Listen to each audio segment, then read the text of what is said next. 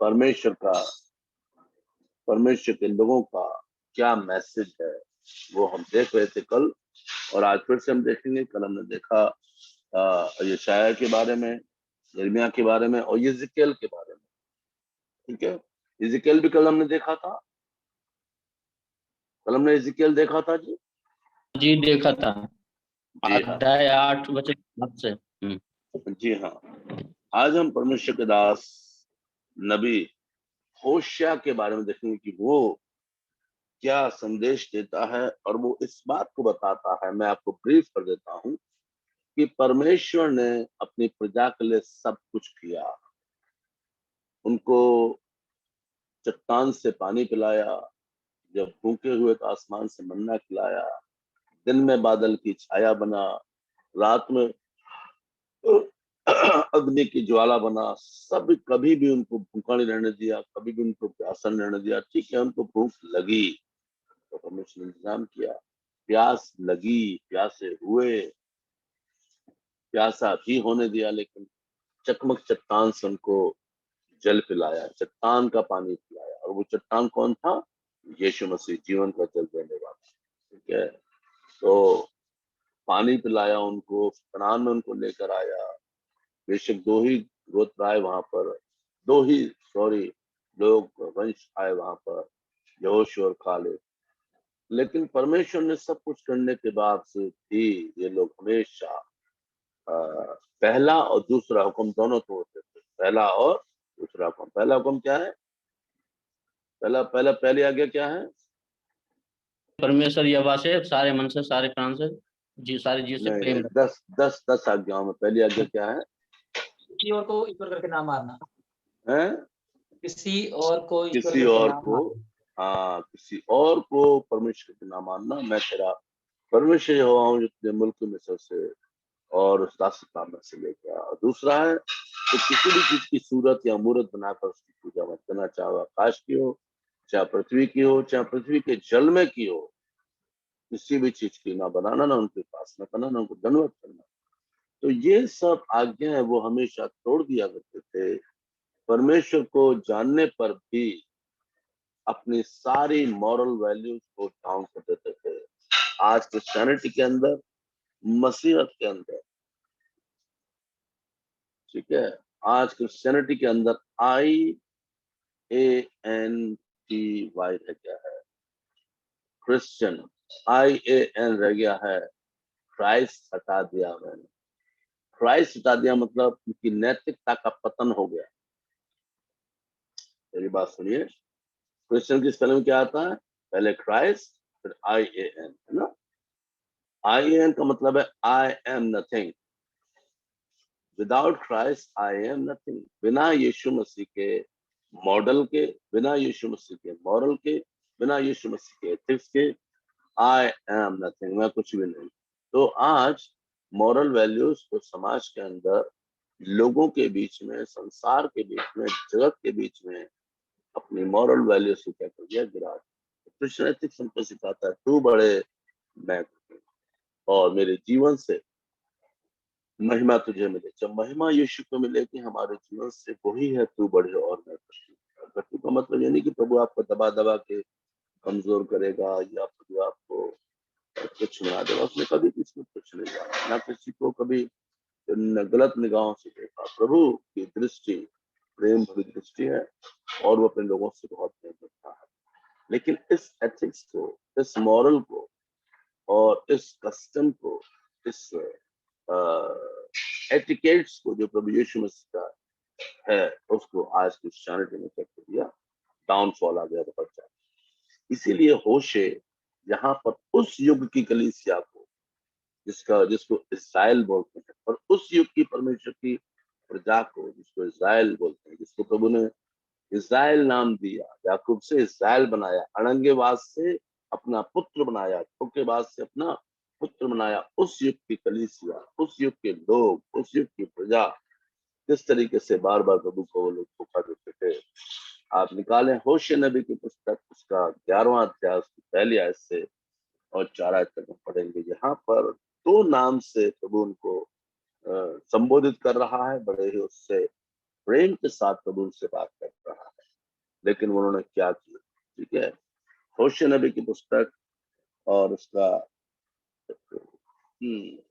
11 उसकी पहले आयत से सबसे ऊपर लिखा है, विद्रोही इज़राइल के प्रति परमेश्वर का प्रेम। फिर भी परमेश्वर का ये, this is the Christian ethics, जो कोई तेरे गाल पर थप्पड़ मारे उसकी ओर दूसरा भी फेर दे।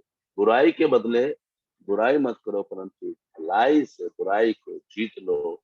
This is called Christian ethics. ये कहलाता है मसीह नीति शास्त्र कि हम बुराई ना करें, बुराई के बदले बुराई ना करें, भलाई से बुराई को जीत लो। यहाँ पे लिखा है, जब इस्राएल बालक था तब मैंने उससे प्रेम किया और अपने पुत्र को मिस्र से बुलाया।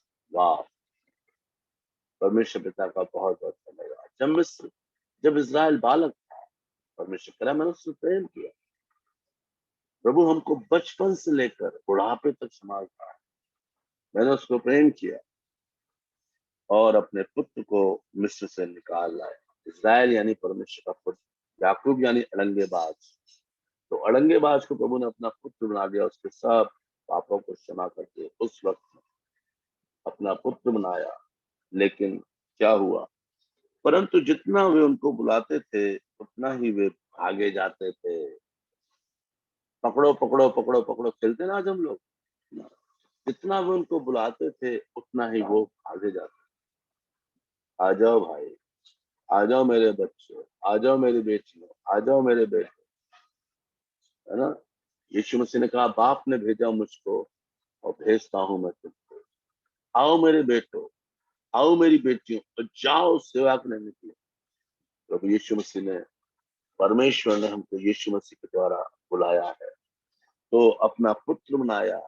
यूहन्ना रचित सुसमाचार 1 अध्याय की 12 आयत में लिखा है, परंतु जितनों ने उसे ग्रहण किया उसने उन्हें परमेश्वर की संतान होने का अधिकार दिया। पुत्र होने का अधिकार नहीं, पुत्री होने का अधिकार नहीं, संतान। संतान मीन्स पुत्र भी है उसमें और पुत्री भी है। तो ये परमेश्वर का प्रेम है। और इस्राएल से प्रेम किया, परंतु जितना वे उनको बुलाते थे उतना ही वे भागे जाते थे। जितना वे उनको बुलाते थे उतना ही वे भागे जाते थे। वे बाल देवताओं के लिए बलिदान करते और खुदी मूर्तियों के लिए धूप जलाते थे। यानी पहली आज्ञा को भी तोड़ते थे, दूसरी आज्ञा को भी तोड़ देते थे, पूरी रीति से डिनाय कर देते थे। बाल देवता अपने सच्चे और जीवित परमेश्वर को छोड़कर, जो आकाश और पृथ्वी पर आने वाला परमेश्वर है, उसको तो क्या कर देते थे, वो छोड़ देते थे। और आराधना किसकी करते थे? बाल देवता, है ना। और खुदी मूर्तियों के लिए धूप जलाते थे। तो चौथी आयत में लिखा है, तीसरी में, मैं ही एफ्रेम को पांव पांव चलाता था। यह है परमेश्वर का एथिक्स कि परमेश्वर, एफ्रेम यानी इस्राएल, एफ्रेम यानी यरूशलेम, एफ्रेम यानी परमेश्वर के लोग। तो यहाँ प्रभु कह रहा, मैं ही था, ये कोई और नहीं था। मैं ही एफ्रेम को पांव पांव चलाता था और उनको गोद में लिए फिरता था। परंतु, जहां परंतु आया है इसका मतलब बहुत बड़ी गड़बड़। यह है परमेश्वर का प्रेम और यह है इमोरलिटी ऑफ इज़राइल, अनैतिकताओं की, उनका विद्रोह, उनका विरोध अपने सच्चे और जीवित परमेश्वर के लिए जिसने उनसे प्रेम रखा। मैं ही एफ्रेम को पांव पांव चलाता था और उनको गोद में लिए फिरता था, गोद में लिए फिरता था। परंतु वे ना जानते थे कि उनका चंगा करने वाला मैं हूँ। वो इस बात को जानते हुए तो उनका चंगा करने वाला, उनको हील करने वाला, उनको चलाने वाला, उनको सपोर्ट करने वाला, उनको सस्टेन करने वाला, उनका पालन करने वाला मैं ही। वो नहीं जानते इस बात को। मैं उनको मनुष्य जानकर, देखिए कितना अच्छा लिखा है इसको, आप पढ़ के अच्छा लगेगा, अंडरलाइन कर सकते हैं बाइबल के अंदर आप। मैं उनको मनुष्य जानकर प्रेम की डोरी से खींचता था। Praise the Lord। अपने दुल्हन को, अपनी पुत्री को, अपने पुत्र इज़राइल को, अपनी कलीसिया को, उस युग की कलीसिया प्रेम की डोरी से खींचता था मनुष्य जान, क्योंकि परमेश्वर ने जगत से ऐसा प्रेम रखा कि उसने अपना इकलौता पुत्र यीशु मसीह दे दिया, ताकि जो कोई सो विश्वास करे वो नाश ना हो परंतु अनंत जीवन पाए। यह है परमेश्वर की योजना मनुष्य जाति के लिए, यह है परमेश्वर का प्लान मनुष्य जाति के लिए। And no one can stop this plan of God for your life and my life. आपके और मेरे जीवन के लिए जो परमेश्वर की योजना है उसे कोई रोक तो नहीं सकता, लेकिन यहाँ पर लिखा है मैं उनको खुद मनुष्य जानकर प्रेम की डोरी से खींचता था, और जैसे कोई बैल के गले की जोत खोलकर उनके सामने आहार रख दे, वैसा ही मैंने उनसे किया। ये कितने कितने लोग समझ में आई ये वाली बात? गांव से कौन कौन लोग हैं? फिर आजकल तो बैल का चक्कर ही खत्म हो गया है, आजकल तो ट्रैक्टर से काम होता है। उस जमाने में क्या होता था, जब बैल खेतों से आते थे अपने मालिक के साथ, तो उनके गले में जो वो बंधा होता था जिसकी वजह से वो हल को खींचते थे या गाड़ी को चलाते थे, तो बैल इकट्ठे होकर के उसे जोत बोलते थे। यहाँ से आप बंधे होते थे, कसे होते थे वो, उसके हिसाब से वो अपनी गाड़ी खींचते थे, हल को खींचते थे। तो बैल के गले में से पूरी रीति से जोत खोलकर यानी बंधन खोलकर उनके आगे चारा होते थे कि वो कुछ इस चारे को आए। तो परमेश्वर ने हमारे सामने सब कुछ रखा, इस्राएलियों के सामने सब कुछ रखा, सब कुछ दिया, लेकिन उनका जो इमोरलिटी थी, अनैतिकता थी, वो ये थी कि उन्होंने परमेश्वर के वचन को तुच्छ जाना और उन्होंने दोनों आज्ञाओं को तोड़ा। पहली आज्ञा, दूसरी आज्ञा, उन्होंने काल देवता की पूजा की और ग्रह देवताओं की उपासना, को दंडवत किया, जिसके लिए परमेश्वर ने मूसा के द्वारा सीनाई पर्वत पर साफ साफ मना किया था। और वो सब जानते थे इस बात को, लेकिन वो अनैतिक होते चले गए। तो यहाँ पर जो होश है, क्रिश्चियन इसके लिए जो संदेश देता है वो यही संदेश देता है। 12वीं आयत को पढ़ेंगे, इसकी आखिरी आयत, 12वीं आयत, इसमें लिखा है एप्रम ने मिथ्या से और इज़राइल के घराने ने छल से मुझे घेर रखा है। इज़राइल के घराने ने छल से मुझे घेर रखा है। एप्रम मिथ्या से, मिथ्या समझते हैं? मिथ्या, मिथ्या क्या होता है? मिथ्या, झूठ, मोटी पूजा। झूठ, झूठ। मिथ्या मीन्स मनगढ़ंत, मिथ्या मीन्स माइथोलॉजी, मिथ्या मीन्स सब कुछ बनी बनाई बातें। तो ये एप्रैम ने मिथ्या से और इज़राइल घराने ने छल से मुझे घेर रखा, मतलब आते तो ऐसे हैं जैसे बहुत प्रेम रखते हैं, आराधना तो ऐसे करते हैं जैसे बहुत मेरा भय मानते हैं, परंतु इनके मन मुझसे बहुत दूर रहते हैं। ये मेरे साथ छल करते हैं और ये सोचते हैं कि परमेश्वर समझता नहीं। आज हमारे मसीह जगत में भी, क्रिश्चियनिटी के अंदर भी कभी कभी ऐसा ही है, ज्यादातर ऐसा ही है। हम सोचते हैं कि परमेश्वर कुछ नहीं देख रहा, उससे कुछ नहीं मालूम, और हम पाप पर पाप बढ़ाते जा रहे हैं, अपनी मर्जी से अपने जीवन को बिताते हैं। आज के जवान बेटों को देखिए, जवान बेटियों को देखिए, किस तरीके से उनकी उनकी जो नैतिकता का पतन हो रहा है। मसीही लड़के गैर मसीही लड़कियों से प्रेम करके उनसे शादी कर रहे हैं, वो कुछ दिन तक चलता है, घर के घर टूट रहे हैं। मसीही बेटियां गैर मसीही बेटों को, गैर मसीही लड़कों के साथ शादी कर रहे हैं, जिंदगियां बर्बाद हो रही, पूरी तरीके से मोरालिटी डाउन है आज। तो ये संदेश दे रहा है एप्रैम ने मिथ्या से और इज़राइल घराने ने छल से मुझे घेर रखा है, और यहूदा अब तक पवित्र और विश्वास योग्य परमेश्वर की ओर चंचल बना रहता है। चंचल,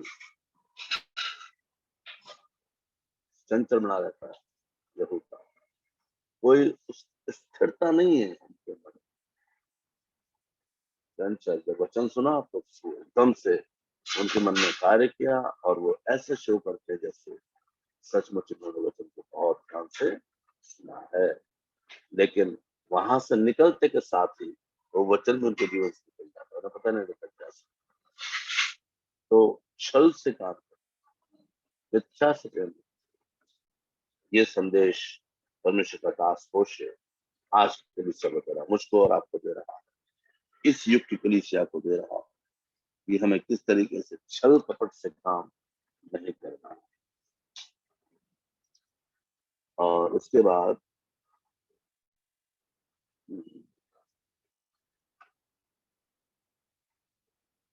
he described Israel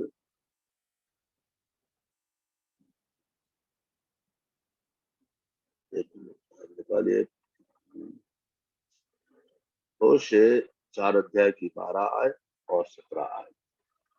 होशे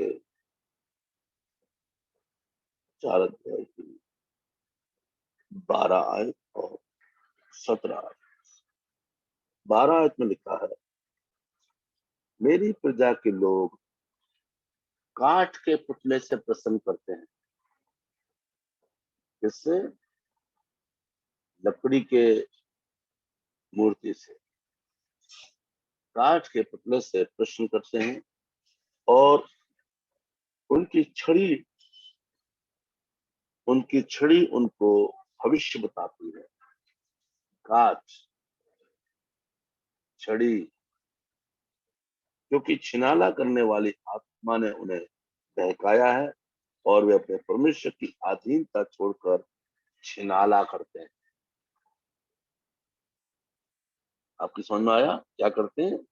छिनाला। छिनाला समझते क्या होता है?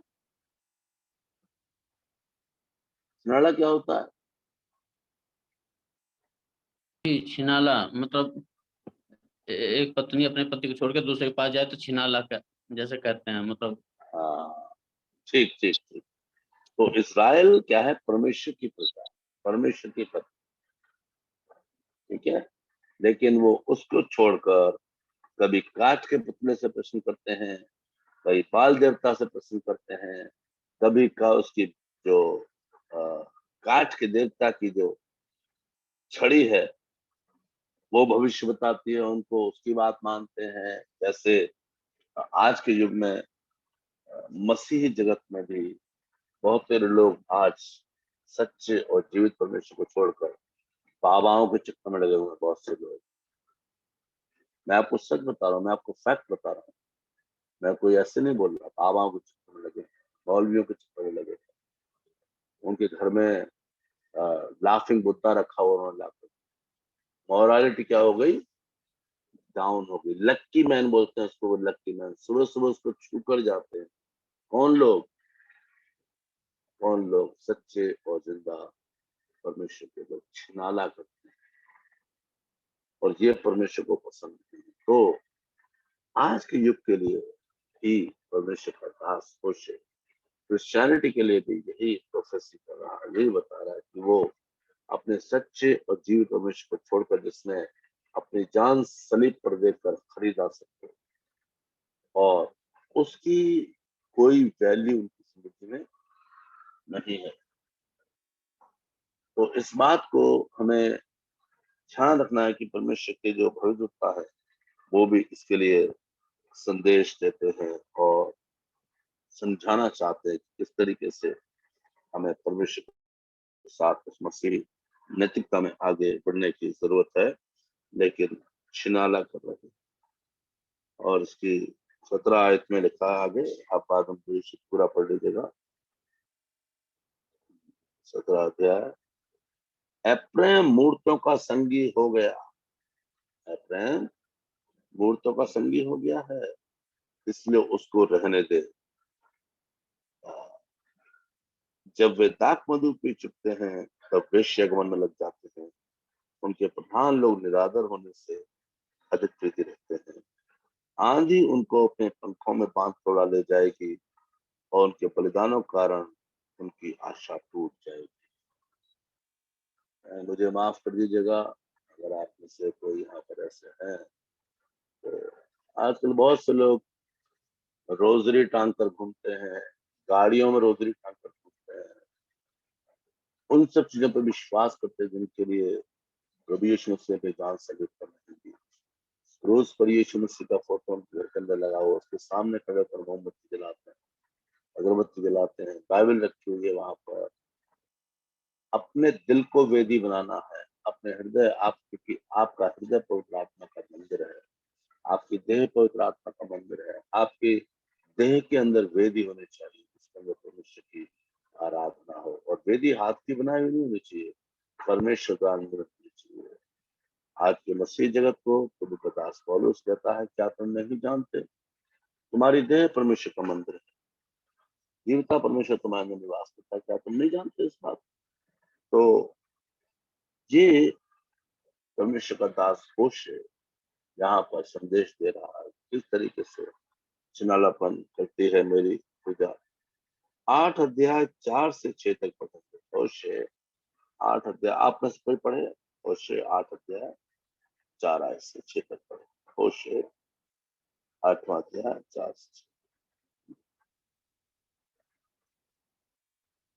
जी। एप्रैम ने पाप करने वालों को बहुत सी वेदियां बनाई है, वे ही वेदियां उसके पापी ठहरने का कारण बेटा भी 8 अध्याय की 4 आयत से पढ़ो। 4 पढ़नी है सर। वे राजाओं को ठहराते रहे परंतु हाँ मेरी इच्छा से नहीं, वे हाकिमों हाँ। को भी ठहराते रहे परंतु मेरे अनजाने में उन्होंने अपना सोना चांदी लेकर मूर्तें बना ली जिससे वे ही नष्ट हो जाए। हे शमरोन, उसने तेरे बछड़े को मन से उतार दिया है। मेरा क्रोध उन पर भड़का है, वे निर्दोष होने में कब तक विलंब करेंगे? यह इस्राएल से हुआ है। हम्म, एक ओके। तो कारीगर यहाँ ने ठीक है, यहाँ पर लिखा है वे राजाओं को ठहराते परंतु मेरी इच्छा से नहीं, वे हाकिमों को भी ठहराते रहे परंतु मेरे अनजाने में। परमेश्वर को नहीं बताया, परमेश्वर से सलाह नहीं ली, परमेश्वर से नहीं पूछा, सब कुछ अपनी ही मर्जी से लोग करते रहे। ठीक है। और लिखा है उन्होंने अपना सोना चांदी लेकर मूर्तें बना ली जिससे वे ही नष्ट हो जाएं। बार बार समझाने पर भी आज भी मसीही नैतिकता मसीह घरानों के अंदर नहीं पाई जाती। आपको मालूम, हम जब सेवकाई में हैं, पिछले 34-35 वर्षों से सेवा में हैं और 27 वर्षों से चर्च प्लांटिंग में हैं, हमने बहुत सारे घरों के अंदर ऐसी चीजों को देखा है जिनको वो छुपा कर रखते हैं।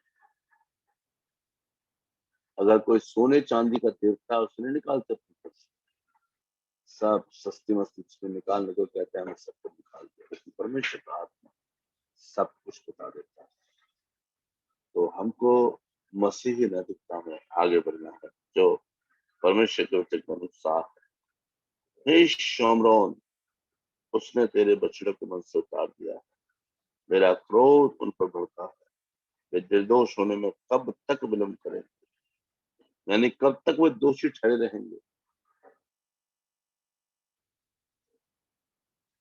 यह इस्राएल से हुआ है, एक कारीगर ने उसे बनाया, वो परमेश्वर नहीं। इस कारण शोमरोन का वो बछड़ा टुकड़े टुकड़े हो जाएगा, कुछ भी नहीं बचे। जो बछड़ा या जो इमेज या जो इमेजिनेशन उन्होंने अपने मन में किया है, ये सब चीजें हमको बचा लेंगी, ये सब चीजें हमारी मदद करेंगी, ये सब चीजें हमको सपोर्ट करेंगे, कोई भी सपोर्ट नहीं करेगा। वे अपने ही विनाश का कारण बना रहे हैं अपनी चीजों को, तरीकों को। जब काम होने में विलंब होता है, जब मुसीबत बढ़ जाती है, जब प्रार्थना सुनने में समय लगता है, अविश्वास के कारण हम प्रार्थना तो करते हैं पर विश्वास नहीं। ठीक है, वचन में क्या लिखा है? प्रार्थना करो तो प्रतीति कर लो कि तुम्हें मिल गया। अब प्रार्थना भी करी है और अविश्वास भी है, विश्वास तो है नहीं, तो प्रार्थना भी तो सुनी नहीं गई, तो क्या करेंगे फिर? मैंने अपने जीवन में देखा है मसीही लोगों को जो एक समय अच्छे विश्वासी है, अपने आप को कहते हैं, उनकी 5 उंगलियों में अंगूठी पहने देखा। ये पुखराज की है, ये मीना है, ये वो है, ये तमाम तरह की चीजें। क्यों? ये इससे ये ठीक होता है, इससे ठीक होता है, इससे ठीक होता है। कुछ लोग तो गले में ना टांग के बाजू में बांध के रखते हैं, किसी को दिखाई ना दे, छुपा कर काम करते। मसीही नैतिकता गिर गई,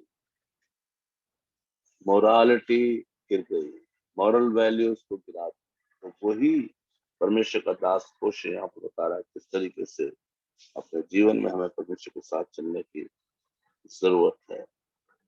एक आयत तो पढ़ेंगे इसकी, होशे 13 अध्याय उसकी 2 आयत, बहुत अच्छा यहाँ पर लिखा है। होशे 13 अध्याय उसकी 2। अब वे लोग पाप पर पाप बढ़ाते जाते हैं और अपनी बुद्धि से चांदी ढालकर ऐसी मूर्तें बनाते हैं जो कारीगरों ही से बनी उन्हीं के विषय लोग कहते हैं, जो नर्म में करें वे बछड़ों को चूमे। नर मेघ करें वे बछड़ों को चूमे। नर मेघ समझते हैं? नहीं सर, नहीं सर। अच्छा, वही समझते नर मेघ? आदमी का, मनुष्य का वध। हाँ, मनुष्य का वध।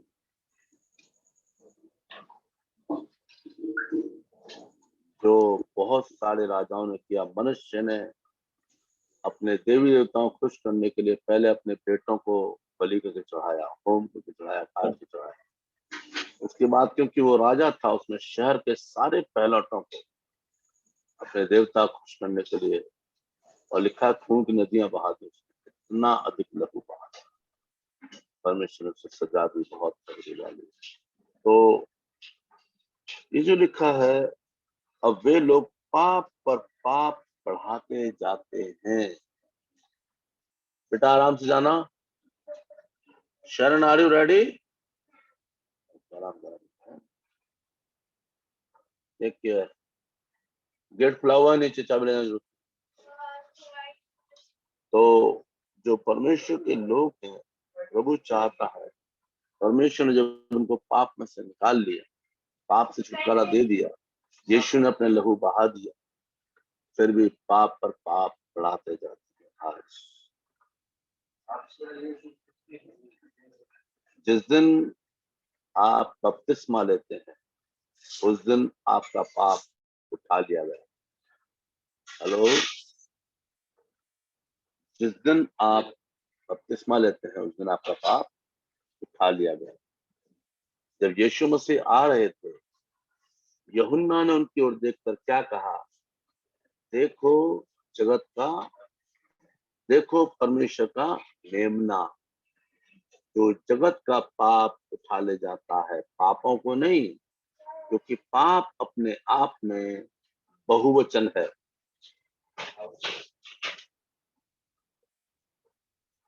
समझ में आया? कितना समझ में आया? SIN, sin is itself a plural word. पाप अपने आप में बहुवचन है, इसलिए पापों को कहने की जरूरत नहीं। पाप, पाप मतलब सारे पाप। और लिखा है कि देखो परमेश्वर का मेमना, जो जगत का पाप उठा ले जाता है। जिस दिन आपने बपतिस्मा लिया, प्रभु यीशु मसीह को अपना प्रभु उद्धार करता स्वीकार करते, उस दिन आपके और मेरे पाप उठा लिए गए और पापों से आजाद। पाप उठा लिया गया और हमको स्वतंत्रता मिल गई। हमने पुस्तक में पढ़ा था याकूब की पत्री में कि सॉरी गलातियों में कि मसीह ने हमको स्वतंत्रता के लिए स्वतंत्र किया है, इसलिए उसी में से रहो और दासत्व के जीवन में फिर से ना देखो। लेकिन जब हमने बपतिस्मा लिया, हमारा पाप उठा लिया गया और उसी दिन हम मर गए। यदि आप मरे नहीं आज तक तो आपने बपतिस्मा लिया नहीं। पौलुस कहता है मैं अब जीवित नहीं, मैं तो मर गया, पर मसीह मुझ में जीवित। जब मसीह मन में जीवित होगा तो मसीह की सी बातें होगी, मसीह का चाल चलन होगा, और आप कहीं भी बैठे, कितनी बड़ी भीड़ में क्यों ना बैठे हो। पतरस को यीशु मसीह को पहचानने के लिए उन्होंने यहूदा इस्करियोती का इस्तेमाल किया, ठीक है। उन्होंने कहा हम कैसे पहचानेंगे यीशु? तो यहूदा इस्करियोती ने बोला कि जिसको मैं चूमूं वही यीशु होगा, ठीक है। लेकिन पतरस को भीड़ ने पहचान लिया। कैसे पहचान लिया?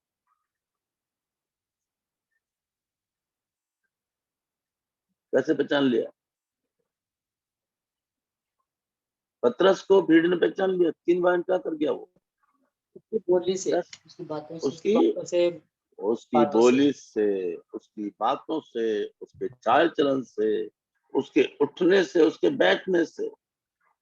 यार इसका उठना बैठना तो लगता है क्रिश्चियन एथिक्स है। ये क्रिश्चियन एथिक्स जरूरत के अंदर आप रहते हैं, लोग आपके अंदर मसीहत को देख। आजकल मुझे क्षमा करिएगा, मसीहों ने आजकल वेस्टर्न कल्चर को अपना लिया। किसको? Western culture. तो जो जो बेटी या जो गर्ल्स है, जो लड़कियां छोटे कपड़े पहनेंगी, मुझे क्षमा करना बेटियों, प्यारी बेटियों, आप में से ऐसी कोई नहीं है, मैं कभी हूँ। तो जो छोटे कपड़े पहने होंगी या उल्टे सीधे कपड़े पहने होंगी या वेस्टर्न ड्रेसअप होंगी, चाहे वो कोई भी हो, लोग देखते क्या कहते हैं मालूम है? ये क्रिश्चियन होंगे जरूर। मॉरल वैल्यूज को इस कदर गिरा लिया आज क्रिश्चियन।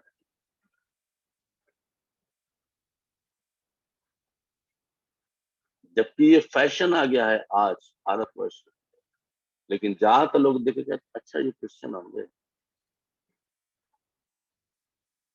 आपकी बोली आपका फेथ, आपका चाल चलन आपका फेथ, आपका बिहेवियर आपका फेथ। कपड़े आपके जो ड्रेस अप है, ड्रेस कोड, वो बताता है कि आप एक मसीही। दूर से देखकर पहचान लिया और कहने लगा तू भी तो यीशु के साथ था, तू भी तो उन्हीं में से एक है। जो पतरस 3 बार इनकार करते, लेकिन जब क्षमा मांगे उसने, जब पवित्र आत्मा पाया उसने, तो उसके पहले प्रचार में 3000 लोगों ने बपतिस्मा लिया। मसीही नैतिकता में आगे बढ़ना है, ठीक है। हर इंसान से गलती होती है, गुनाह होता है, पाप भी होता है, मिस्टेक्स भी होती है, लेकिन उनको दोहराते ना रहे, उनको रिपीट ना करें। नीति वचन 28 अध्याय उसकी 13 आयत में लिखा है, आप नोट कर लीजिए, पढ़ बाद में लेना। नीति वचन 28 में लिखा है, जो अपना अपराध छिपा कर रखता है, जो अपने अपराधों को छिपा कर रखता है, उसका काम सफल नहीं होता। परंतु जो उनको मान लेता है और छोड़ भी देता है, उस पर दया की जाएगी। जो उनको मान लेता है और छोड़ भी देता है, उस पर दया की जाएगी। मानना काफी नहीं है, छोड़ना जरूरी है। मानना काफी नहीं है, छोड़ना जरूरी है। और जब छोड़ेंगे उन सब चीजों को, उस गुलामी में से निकलेंगे, उस लत में से निकलेंगे, तभी क्रिश्चियन एथिक्स क्रिश्चियनिटी के अंदर दिखाई, मसीह नैतिकता तभी दिखाई देगी उनकी जिंदगी से। Okay,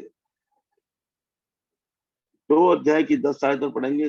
Israel was charged with the breadth of faith and also violation of first and second commandments। 4 का 12 हमने पढ़ा, 17 हमने पढ़ा, 8 का 6 हमने पढ़ा, 13 का 2 हमने पढ़ा। अगली बात है, he criticized people who were involved in carousing and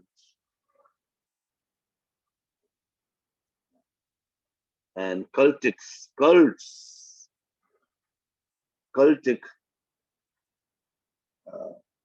prostitutions। 4 अध्याय की 11 आयत से और 14 आयत तक पढ़ेंगे हम। किस तरीके से ये परमेश्वर का दास उनको क्रिटिसाइज कर रहा है भविष्यवक्ता।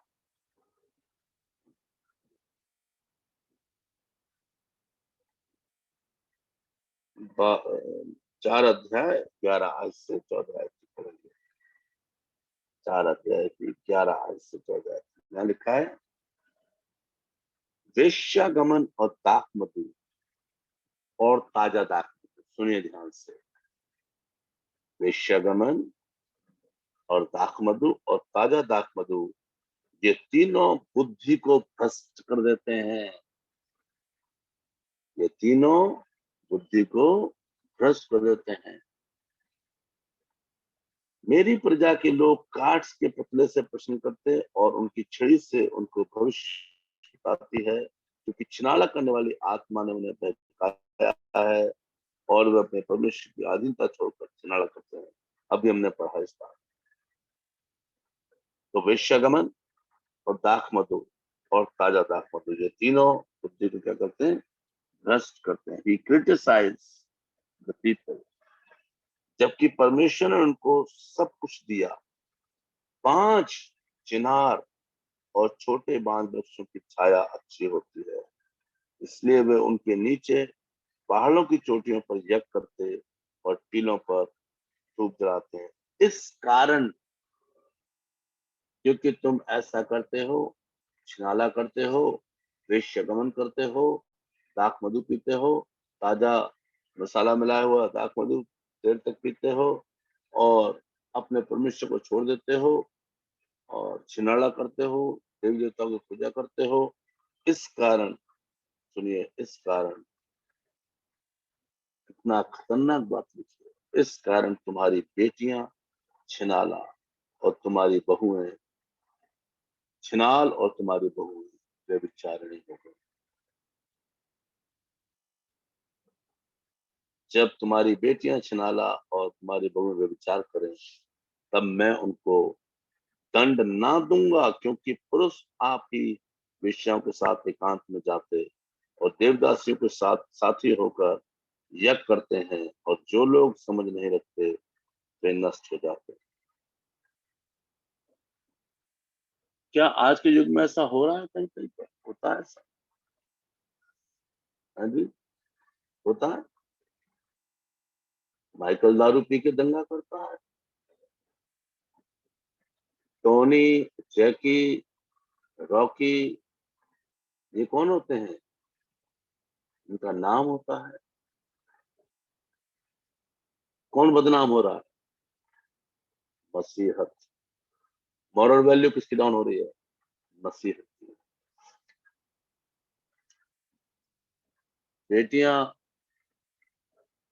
अन्य जातियों के बेटों से शादी कर रहे हैं, उनके साथ प्रेम में फंस जा रहे हैं, उनकी सुंदरता को देखकर, उनकी खूबसूरती को देखकर, उनके पैसे को देखकर। हमारे पास ढेरों एग्जाम्पल है, एक नहीं ढेरों। और कुछ की तो जिंदगियां बर्बाद हुई पड़ी, कुछ की जिंदगियां बिल्कुल बर्बाद। तो प्रार्थना करना चाह कर भी प्रार्थना नहीं कर सकती अब अपने घर में, चाह कर भी वचन नहीं पढ़ सकते अपने घर में। वायदा तो क्या था उनके होने वाले प्रेमी ने, तुम ऐसा करना, लेकिन आज उनकी पिटाइयां होती है, उनकी मार पड़ती है, सारा प्रेम ठंडा पड़ गया। लेकिन आज भी बहुतेरी बेटियों की आंखें नहीं खुल गई, आज भी बहुतेरे बेटों की आंखें नहीं खुल गई।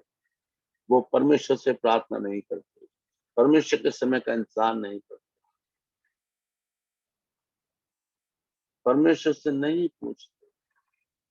बस उन अपनी पसंद, अपनी अभिलाषाओं को पूरा करने के लिए, अपनी आंखों की अभिलाषा के अनुसार शरीर की अभिलाषा को पूरा करने के लिए, ध्यान सुनिए, अपनी आंखों की अभिलाषा के अनुसार शरीर की अभिलाषा को पूरा करने के लिए, और वो ऐसा कर लेते। ठीक है, ऐसा नहीं है कि ये कोई मैं आपको अजीब बात बता रहा हूँ, आज भी ये हो रहा है, कलीसियाओं में हो रहा है, पादरी साहब की लोगों की नाक के नीचे हो रहा है, मेरी नाक के नीचे हो रहा है, मैं भी पादरी हूँ, मेरी नाक के नीचे हो रहा है। ध्यान दीजिए, हैं जो मैं सुन बोल रहा हूँ, मैं एंगेजमेंट करके आ रहा हूँ, शादी से पहले वो माता पिता को बता भी नहीं रही सच्चाई है।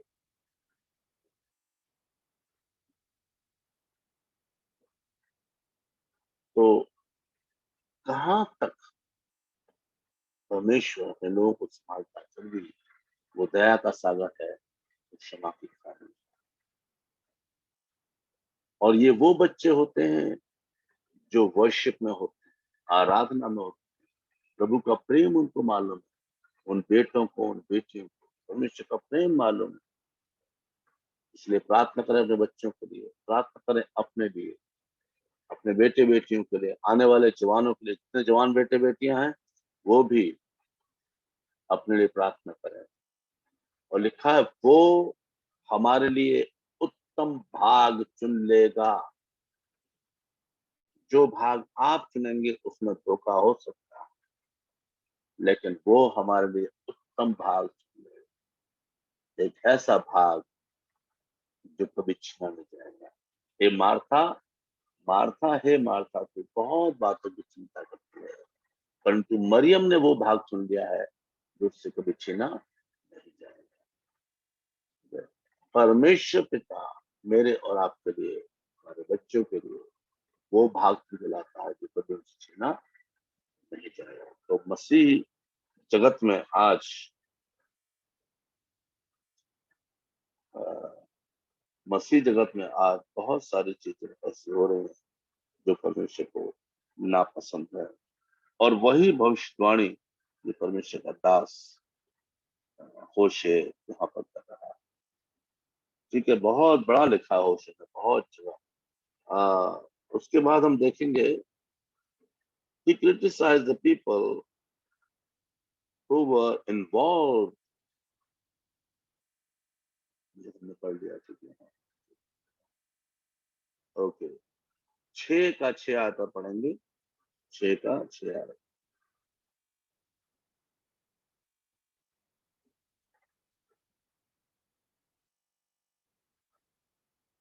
6 का 6 आयत, होशे 6 का 6 आयत। हाँ पढ़िए। क्योंकि मैं बलिदान से नहीं, स्थिर प्रेम प्रेम ही से प्रसन्न होता हूँ, Praise और the Lord। से और होम बलि से अधिक यह चाहता हूँ कि लोग परमेश्वर का ध्यान रखें। हाँ, क्योंकि मैं बलिदान से नहीं, स्थिर प्रेम ही से प्रसन्न होता हूँ, और होम बलियों से अधिक चाहता हूँ कि लोग परमेश्वर का ज्ञान रखें। और ज्ञान रखना बहुत जरूरी है, क्योंकि ज्ञान के ना होने की वजह से, इसी का एक मिनट,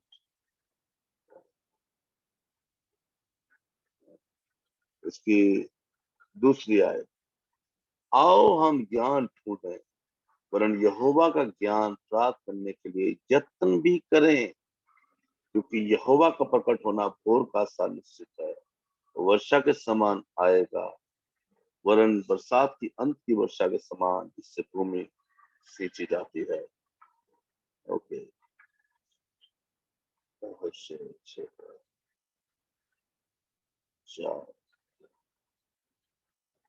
इसी में होशे में लिखा है कि मेरे ज्ञान के ना होने की वजह से मेरी प्रजा कर जाती है और दुआएं में चली जाती है, विनाश में चली जाती है। तो परमेश्वर का ज्ञान, और वो ज्ञान कैसा है?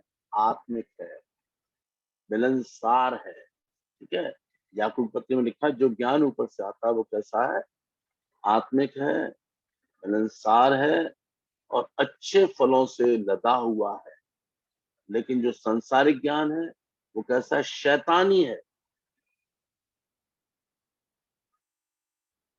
मसीह जगत के क्रिश्चियनिटी के अंदर कौन सा ज्ञान होना है?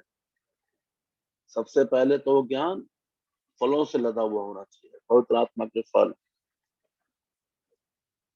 ठीक है। और वो ज्ञान परमेश्वर की ओर से जो होता है वो हमारे जीवन में, हमारे चरित्र में, हमारी बोलचाल में, हमारी बातों में दिखाई देता है। स्वर्गीय ज्ञान, परमेश्वर का ज्ञान, तो बिना ज्ञान के होने की वजह से प्रजा बंधुआई में चली जाती है। उसके बाद और भी आगे बताता है वो, he regretted degeneration of people। अभी हमने पढ़ा 4 का 1 से 2, ठीक है। Israel had rejected what was good। उन्होंने भले को क्या कर दिया, त्याग दिया। इजराइलियों ने अच्छे को त्याग दिया। 8 का 3, होशे 8 का 3 पढ़िए बेटा।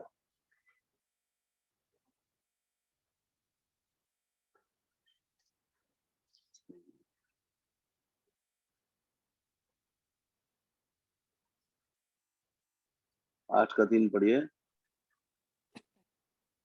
परंतु इस्राएल ने भलाई को मन से उतार दिया है, शत्रु उसके पीछे पड़ेगा। वे राजाओं को ठहराते रहे, परंतु मेरी इच्छा से नहीं, वे बस, हाकिमों को भी। परंतु इजराइल ने भलाई को मन से उतार दिया। भलाई करना, पौलुस रसूल, प्रभु का दास पौलुस क्रिश्चियन एथिक्स बताता है तो मसीह नैतिकता कि हमको मसीह में कैसे जीवन जीना, ठीक है। रोमियो की पत्री 12 अध्याय 9 आयत से और 21 आयत तक पढ़े। 9 आयत से 21 आयत मसीह नैतिकता है। वे भलाई करना जानते ही नहीं, उन्होंने भलाई को मन से उतार दिया, परमेश्वर को मन से उतार दिया इजरायलियों ने, और परमेश्वर की बात उन्होंने सुनी नहीं। हम इसको पढ़े, उसके बाद फिर अगले इस पर चलेंगे, अगले नबी से। पढ़िए रोमियो 12 अध्याय उसकी 9 आयत और 21 आयत।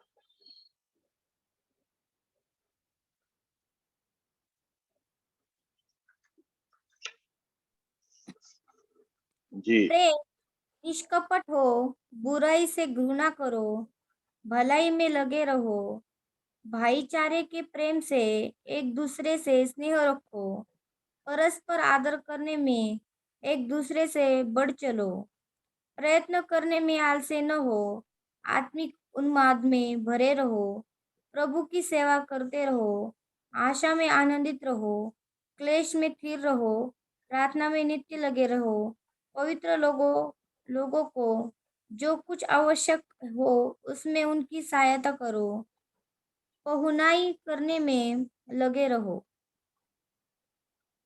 और आगे, अपने सताने वालों को आशीष दो, श्राप न दो, आनंद करने वालों के साथ आनंद करो और रोने वालों के साथ रो।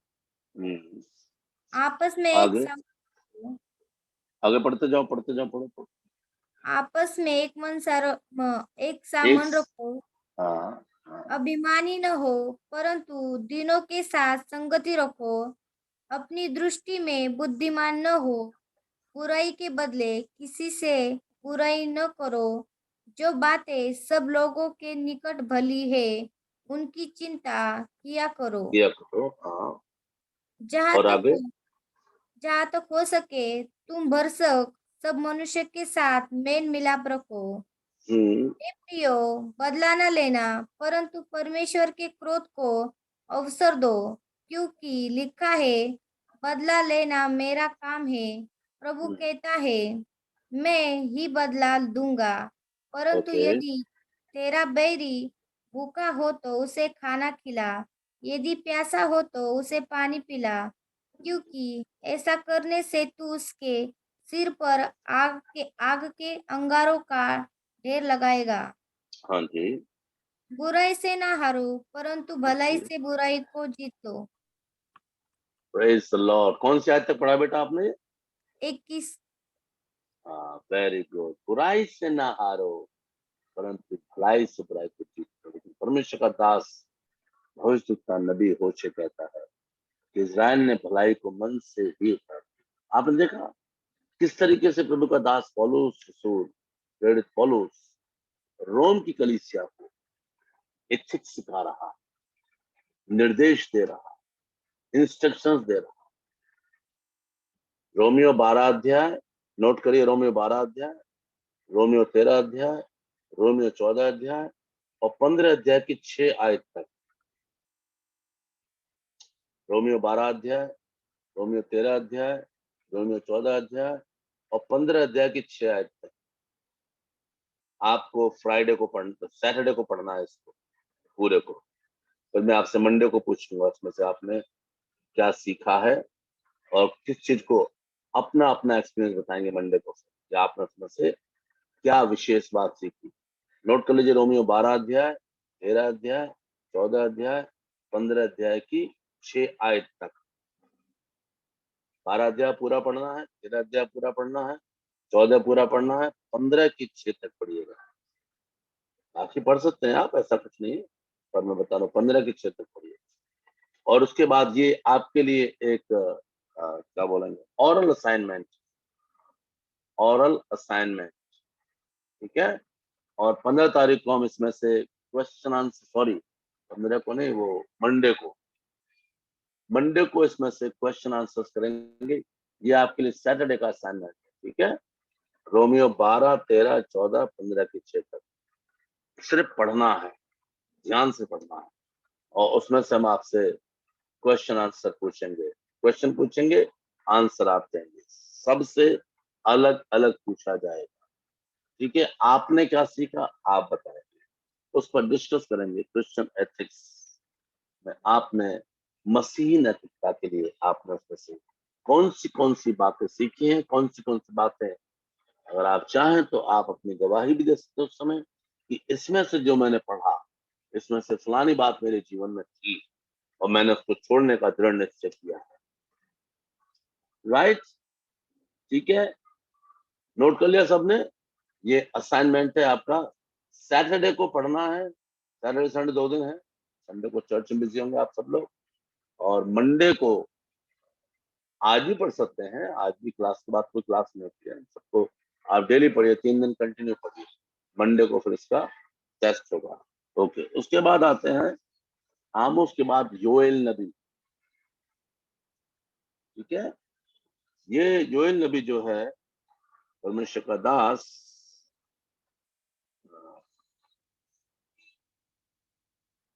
20 से 700, 635 से 790 के बीच में करीब आया, ठीक है। अलग अलग धारणा है लोगों की। The main message is about the dry of the law land.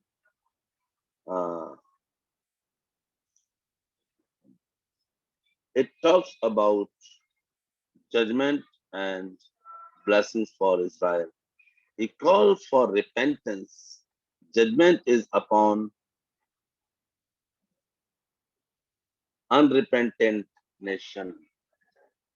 ये परमेश्वर के न्याय और इज़राइल को आशीष की बात करता है कि किस तरीके से उनकी नैतिकता बहाल होगी, जो वो इमोरल हो गए हैं किस तरीके से मोरालिटी में आएंगे, किस तरीके से उनकी नैतिकता जो गिर गई है वो बहाल।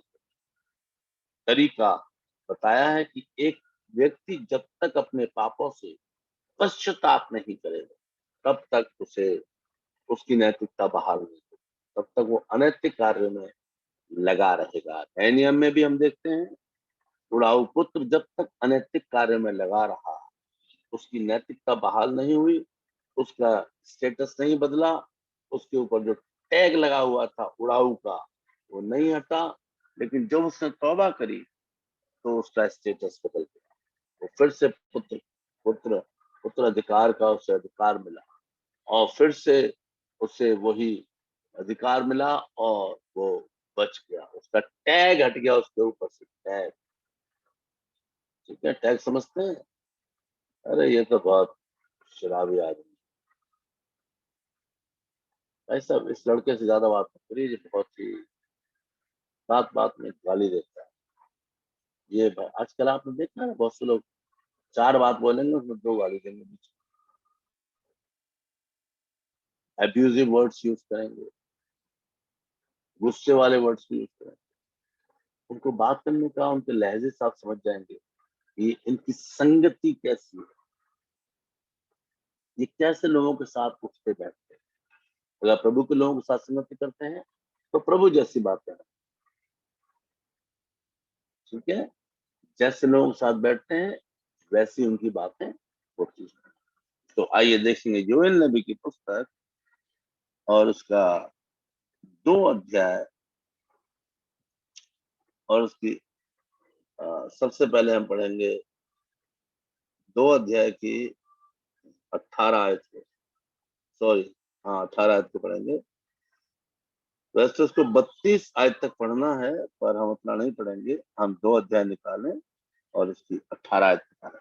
योएल 2 अध्याय उसकी 18 आयत।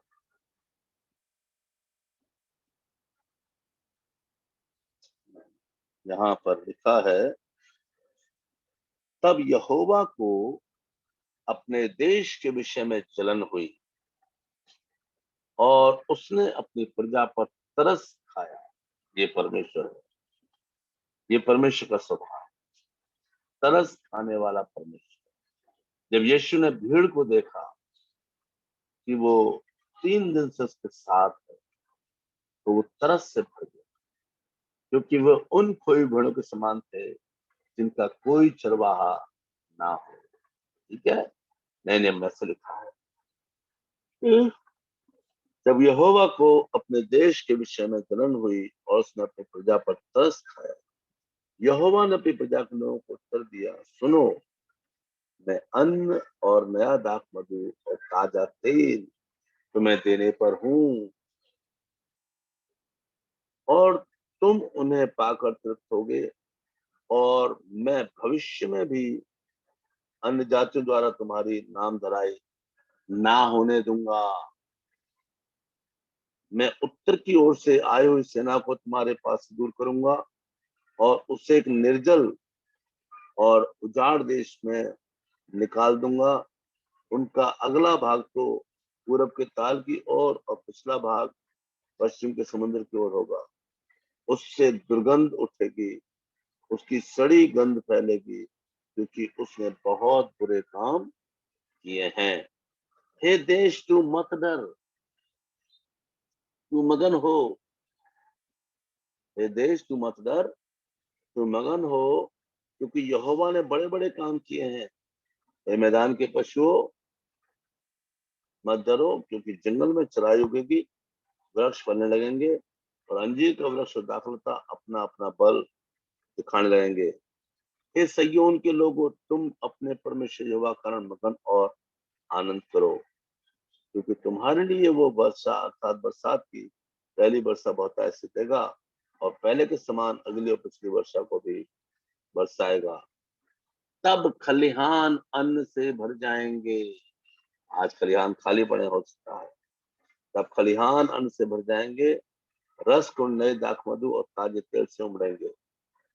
जिन वर्षों की उपज अरबे नामक टिड्डियों और गेलेक और हासील ने और गाजाम नाम टिड्डियों ने अर्थात मेरे उस बड़े दल ने जिसको मैंने तुम्हारे बीच भेजा था खाली थी, उसकी हानि में तुमको भर दूंगा। यह है परमेश्वर का तरस, परमेश्वर का एथिक्स, परमेश्वर की मोरालिटी, परमेश्वर का दया, परमेश्वर का सच्चा प्रेम। तुम पेट भरकर खाओगे और तृप्त होगे और अपने परमेश्वर के नाम की स्तुति करोगे, जिससे तुम्हारे लिए आश्चर्य के काम किए। मेरी प्रजा की आशा फिर कभी न टूटेगी। तब तुम जानोगे कि मैं इस्राएल के बीच में हूँ और मैं यहोवा तुम्हारा परमेश्वर हूँ और कोई दूसरा नहीं है। मेरी प्रजा की आशा फिर कभी न टूटेगी। आत्मा को डेला जाना, इन बातों के बाद मैं सब प्राणियों पर अपना आत्मा दे लूंगा तुम्हारे बेटे बेटियां भविष्यवाणी करेंगे, तुम्हारे पुण्य स्वप्न देखेंगे, तुम्हारे जवान दर्शन देखेंगे, तुम्हारे दास दासियों पर भी मैं उन दिनों में अपना आत्मा उड़ेलूंगा। मैं आकाश में और पृथ्वी में चमत्कार अर्थात लहू और आग और धुएं खंभे दिखाऊंगा। यहोवा के उस बड़े और भयानक दिन के आने से पहले सूर्य अंधेरा होगा और चंद्रमा रक्षा हो जाएगा। उस समय जो कोई यहोवा से प्रार्थना करेगा वो छुटकारा पाएगा। और यहोवा के वचन के अनुसार सयोन पर्वत पर और यरूशलेम में जिनमें बचे हुए को यहोवा बुलाएगा वे उद्धार पाएंगे। लेकिन ये होगा कैसे? मसीही नैतिकता में हमें इन सब चीजों को, परमेश्वर की तरस को कैसे प्राप्त करना, कौन सा तरीका बताइए? ये सब चीजें हमारे जीवन में कैसे होंगी? थोड़ा अंदाज लगाइए। इतनी सारी आशीषें परमेश्वर जो हमको देने के लिए बोल रहा है वो कैसे होंगी?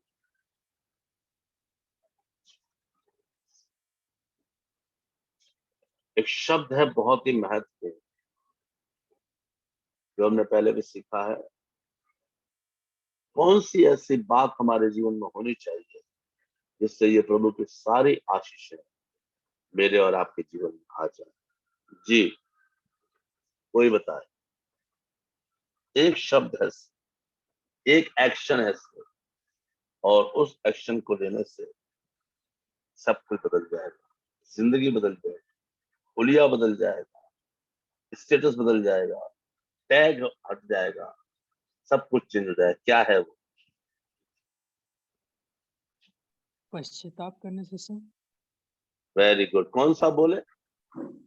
पश्चाताप करने से। कौन सा बोले हैं आप? नाम बताइए अपना। नितेश सर। हाँ brother Nitesh, very good and God bless you. सिर्फ एक ही शब्द है और एक ही एक्शन है, पश्चाताप। Take U turn, total U turn. गाड़ी चलाने वाले जानते हैं यू टर्न क्या होता है? Not right turn, not left, take U turn. You are going in this way and you have to take U turn. पूरा लौट के आ जाए परमेश्वर के पास। अब पढ़िए 12वीं आयत को। कौन पढ़ेगा 12वीं आयत? 2 की 12। Take U turn. यहीं से शुरू होता है क्रिश्चियन एथिक्स, तो भी मसीही नैतिकता में आना। हाँ, तो भी यहोवा की यह वाणी है, हाँ जी, अभी भी सुनो, उपवास के साथ रोते पीटते अपने पूरे मन से फिरकर मेरे पास आओ। अपने वस्त्र भी अपने मन ही को फाड़कर अपने परमेश्वर यहोवा की ओर फिरो, क्योंकि वह अनुग्रहकारी, दयालु, विलंब से क्रोध करने वाला, करुणा निदान, अनुग्रहकारी, दयालु, विलंब से क्रोध करने वाला, करुणा निधान और दुख देकर पछताने हारा। हाँ जी, क्या जाने हाँ वह जी, फिर कर पछताए और ऐसी आशीष दे जिससे तुम्हारे परमेश्वर यहोवा का अनबली और अर्घ दिया जाए। ऐसी आशीष दे कि जो हानि भी हो गई है, आबे नाम तुझे ने खा लिया, हासिल ने खा लिया, गेलेक ने खा लिया, गाजाम ने खा लिया, वो सब हानि मैं तुमको भर दूंगा। हो सकता है हमारी गलतियों की वजह से, हमारे पाप की वजह से, हमारे उड़ाऊपन की वजह से आज हमने बहुत सारी आशीषों को खो दिया। हो सकता है नशा करने की वजह से अपनी जवानी को हमने बर्बाद किया, हेल्थ को खो दिया, वेल्थ को खो दिया, इवन कैरेक्टर को भी खो दिया। लेकिन लेकिन यूहन्ना मत्ती रचित सुसमाचार 3रा अध्याय है। उन दिनों में यूहन्ना बपतिस्मा देने वाला आकर यहूदिया के जंगल में ये प्रचार करने लगा, मन फिराओ क्योंकि स्वर्ग का राज निकट आ गया है। मन फिराओ। यीशु मसीह ने कहा मन फिराओ, पतरस ने कहा मन फिराओ, पौलुस ने कहा मन फिराओ, प्रेरितों ने कहा मन फिराओ। ये छोटा सा शब्द है रिपेंट, लेकिन रीपेंट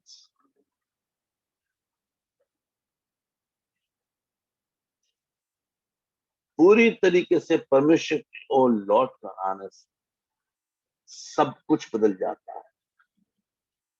यही योएल नबी की भविष्यवाणी है क्रिश्चियन। योएल नबी वहां पर क्या कर रहा था, यहाँ पर यूहन्ना परमेश्वर का जो दास है यूहन्ना बपतिस्मादाता वो प्रचार कर रहा है।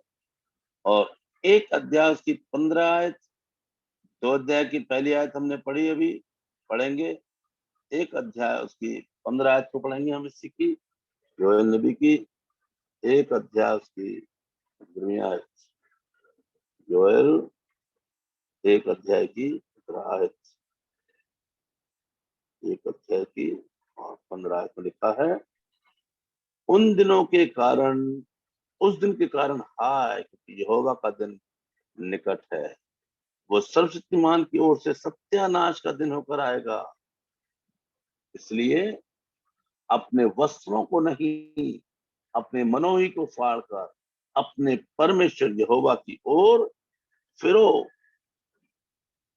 क्योंकि वो अनुग्रहकारी, दयालु, ब्रह्म से क्रोध करने वाला, अति करुणा निधान प्रभु है।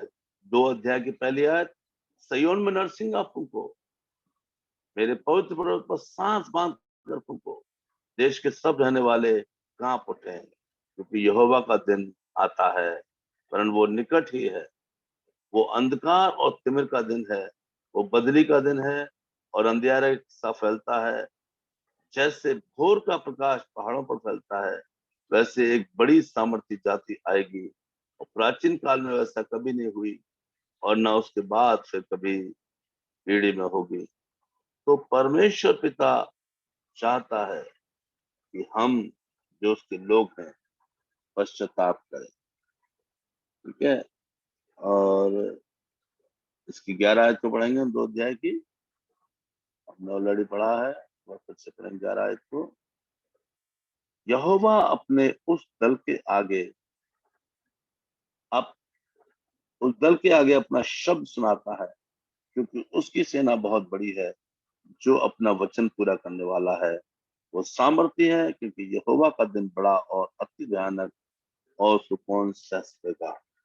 परमेश्वर अपने वचन को पूरा करने वाला है, अपने वायदों में सच्चा परमेश्वर है।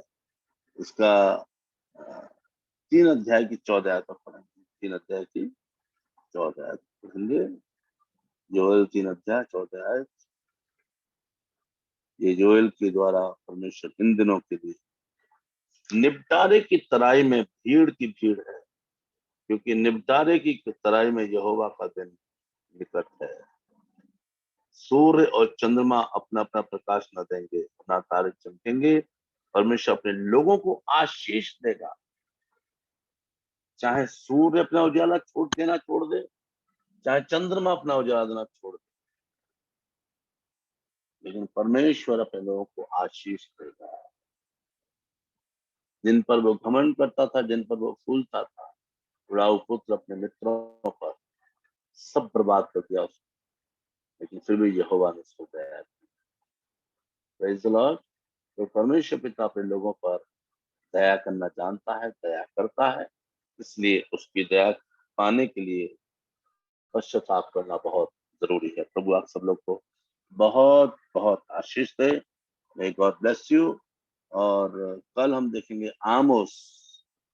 आमोस ने बहुत ज्यादा लिखा है और बहुत सारी घृणित बातें और बुरी बातें जो इज़राइल कौम के अंदर आ गई थी, और आज इसको हम कल कंपेयर करेंगे कि जो उनके अंदर थी, क्या मसीहत के अंदर भी बहुत सारी चीजें पाई जाती हैं। हाँ जी, पाई जाती है, लेकिन इसको हम कल देखेंगे परमेश्वर के वचन से। परमेश्वर पिता आप सबको बहुत बहुत आशीष दे, आपकी दुआई करे और आपको खूब बढ़ाता जाए। जीवन के हर क्षेत्र में खूब वचन की स्टडी करें। सिर्फ क्लास खत्म होने के बाद खत्म ना कर दें, इसको थोड़ा रेस्ट करने के बाद दिन में और 1-2 बार रिपीट किया करें जो हमने पढ़ा, ठीक है। क्रिश्चियन एथिक्स, ठीक है, एथिक्स एंड द बाइबल, अभी हम नबियों के द्वारा सुन रहे हैं, नबियों के द्वारा संदेश क्या है, तो परमेश्वर पिता सबको बहुत आशीष है। यदि किसी के पास कोई सवाल है जो आज हमने पढ़ा उसके बारे में, आज हमने जो सीखा उसके बारे में,